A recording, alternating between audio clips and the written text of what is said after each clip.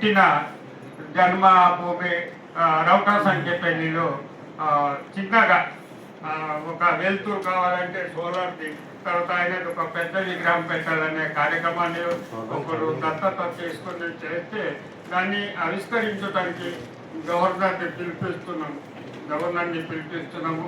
మీకు కూడా టైం దొరుకుతుంది, మీరు అందరూ వస్తే మేము స్ఫూర్తితో ఉత్సాహంగా ఆటపాట మాటతోటి మనము ముందుకు పోతామని. ఎందుకంటే నేను రాజగోడూరు అనే సినిమాలో మన హక్కులని ఒక సినిమా రూపంలో చూపితే వాళ్ళ చట్టాలన్నీ వచ్చినాయి. ఈ దేశ చట్టం నా ఇంటికాడ పుట్టింది, అటవీ హక్కుల చట్టం నా ఇంటికాడే పుట్టింది.